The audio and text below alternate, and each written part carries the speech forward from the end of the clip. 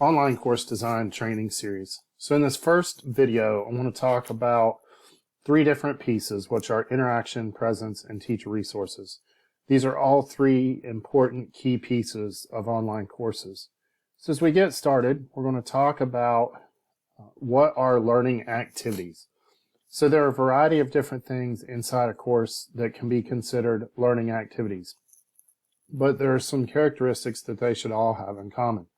They should incorporate interaction, which promotes learner achievement of the objectives by actively engaging the learner with the course content. Should be varied in order to provide reinforcement and mastery in multiple ways. So basically, it's not that you come up with one activity and use that same concept over and over and over and over again. You want to use a variety of different things. They can include discussion forums, simulations, practice quizzes, tests, case studies, role-playing, student presentations, labs, and other different forms of activities. So we're first going to talk about interaction. And there's three different main types of interaction that occur in an online course. And the first is that students interact with the content. This is when they read, watch, listen, do different things with the content that's in a course. That's student to content. Student to teacher interactions can take place in different ways. You may have a synchronous component to your online course where everyone meets in the same video conference at the same time. There, the teacher is going to lead or facilitate the meeting or discussion that goes on, and so that's student to teacher. And then you also, in the same scenario or in discussion forums for these last two, have student to student interaction, and so that can be synchronous or asynchronous depending on if it's a live video conference, depending on if it's a phone call, conference call, or a discussion forum. And so we're going to talk about some key pieces to think about or focus in on when you have each different type of interaction. A fully online course should have all three different types of interaction built into the course throughout the entire course, not just one time here, one time there. All three types of interaction should occur regularly throughout an online course. First, we're going to talk about student to content interaction. We just talked about that a little bit, but it describes the ways in which learner interacts with the instructional material in a course. It involves more than just reading, listening, and watching, but it also includes creating concept maps, diagramming, simulations, tutorials, case-based learning, reflections, quizzes with useful feedback. Those are important pieces to include in your course when you're designing your online course. Student-teacher interaction describes the various ways in which instructors connect directly with students regularly and timely throughout the course. It can include individual email messages, synchronous individual or group chats, live virtual class sessions, discussion forum responses, other types of feedback. Student-to-student interaction describes the various ways in which students connect with their classmates throughout a course, and this can include individual or group email messages, synchronous individual or group chats, live virtual class sessions, discussion forums, other types of feedback, and collaborative web tools. Now we're going to move on to the three types of presence. And so presence is different than interaction, and there's three main types of presence that should be present inside of an online course. They include social, teaching, and cognitive, and we're going to go into details on each of the three. So talking about social presence first, social presence is more than faculty simply sharing information about their own personal lives. It involves creating or building trust and respect with students and throughout a course, developing opportunities to build community and sense of belonging and purpose, promoting open conversation that fits within predetermined etiquette guidelines. So a lot of this can occur in synchronous online meetings or in discussion forums, and it's important that faculty are actively engaged in both. And we're going to talk about the importance of faculty being engaged in the discussion forums in a little bit. So now we're going to talk about cognitive presence. And this ties back to student-to-content interaction, even teacher-to-content interaction. And it involves providing various opportunities to critically think about and analyze content, related to course material.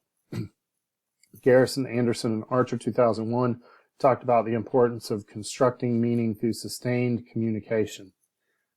As an online teacher, when you design the course, you're not finished. You have to be fully active and engaging throughout the entire course to kind of facilitate and make sure that everyone is on board and working in the right, not necessarily right way, but to clear up any misconceptions and everything. Again, we'll talk more about that in just a minute. And then the final one is teaching presence, which is what we were getting into a little bit at the end of the cognitive presence slide. But teaching presence brings both the social and cognitive presence aspects together. It involves selecting course content and designing the course, facilitating written and spoken communication throughout the course, and providing direct instruction. So all of this starts with making sure that you set good, adequate, or adequate kind of guidelines, expectations up front. Before you start having this communication, it's important that students understand what the parameters are in terms of expectations focused on primarily asynchronous discussions, but also when you have live video conferences. Etiquette is focused more on the live course discussion meetings that take place, and etiquette are both concepts that need to be addressed when focusing on student-to-student and student-to-teacher interaction. We're going to talk about some basic netiquette tips. The following list includes some of the more basic expectations for netiquette that should be included in student expectations. One of those is the use of proper grammar and spelling. Eliminate the text talk and everything else like that with abbreviations. Clarity is key. You want to be precise. Avoid texting language and emojis. Provide evidence to support your opinion. Cite your sources. Depending on your college or university, some may use MLA. More often than not, APA is used. Currently, it's APA 7th edition. Recognize and respect diversity and control your temper. And then review before submitting. You want to make sure that these are different pieces that you emphasize with your students throughout the course. You want to build these items into the directions for discussions and for live sessions or anywhere you have interaction. And you also want to be enforcing these as well. So now let's talk about some basic etiquette tips. The following list includes some of the more basic expectations for etiquette that should be included in student expectations. Students should be joining early, make sure they have a good connection, dress appropriately, be aware of the surroundings, what's behind you in the camera or around you in terms of noise, in terms of vision. All those things can be distracting. Stay seated and present to minimize distractions. Give everyone grace, recognize and respect diversity, and create an agenda and set boundaries. So you do, sometimes you'll have, sort of like a, not unofficial, but kind of like a, maybe like open office hours. And in that case, you're not necessarily going to have an agenda.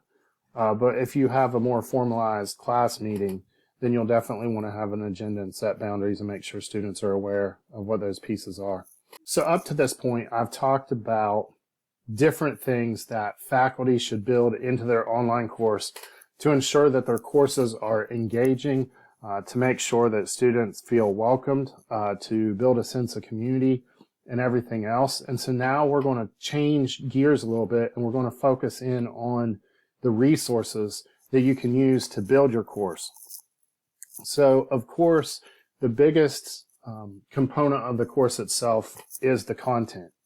And so there are different options available in order to locate and procure content to put in an online course. And so one of the biggest things in the last few years has been OER, or Open Educational Resources. So I've put together this list of Open Educational or OER textbooks. And I want to talk about a few concepts related to OER, where it's been, where we are, and why these items have been included on the list. So OER has been a hot topic for the last couple years. One of the biggest reasons is that most of these resources are totally free.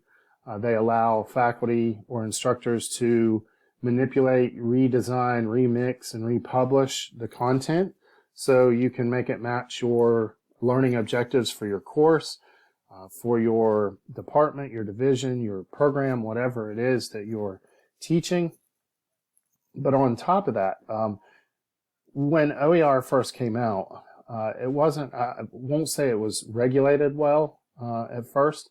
And so there was a wide variety in the spectrum. There were a lot of resources that lacked in quality, but the one thing about the items that are provided on this list is that they have been vetted. They have been created by teams of faculty across the world, across the country, from major colleges, universities, community colleges, all different levels. Most, if not all of them, are constantly being re-looked at, revised, updated. A lot of them have a log that will show you where and when they've been updated and everything else like that. So actually, I want to create a separate video where I'll go through each of the options on this list and kind of talk you through key pieces of each so you can share that information. We're now going to move on to integrated technology tools. The Learning Management System offers a variety of options for authoring course content pages. Canvas offers the ability to create assignments, discussion forums, announcements, quizzes. Most likely, there will be times that you'll need to integrate tools outside of the Learning Management System when designing online courses. So we're going to talk about that tool selection process and what to think about when doing so. So when you are selecting tools, the question is, where do I start? And the key piece is alignment. The most important factor that should drive the need to seek out additional tools is alignment to objectives. And we'll talk more about that in a little bit. But every objective should have an action verb, whether it's create, design, build, write, whatever those are, it should have an action verb. And that action verb, coming from the different levels of Bloom's taxonomy, which include applying, analyzing, evaluating, and creating levels, you need to integrate different tools in order to align to the objective. So it shouldn't be that you come up with an idea and just go out looking for a cool tool, or you find a cool tool and you want to use that in your course just because it's cool. What should drive this whole process is that you have an objective and you're trying to accomplish it, and the items that are built into Canvas, like the assignments, discussion forums, etc., will not allow you to fully address that objective. And then that's where you go looking for an outside tool or a third-party tool, as they're referred to. So one thing you want to keep in mind when you're selecting these outside or third-party tools is data and privacy protection. So any tool that requires a student to create an account and or sign in should have a privacy policy available. That privacy policy should be linked in the course to ensure that student data is protected.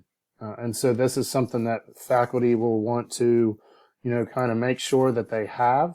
This is something that you can help faculty find, locate, and link in the course, probably in the syllabus or somewhere around there, so that basically students will understand and be able to know that their data is protected. So you want to be aware of where those privacy policies are, link those for students to be able to access, but make sure that you've reviewed the privacy policy as a faculty member yourself to make sure your students' data is protected.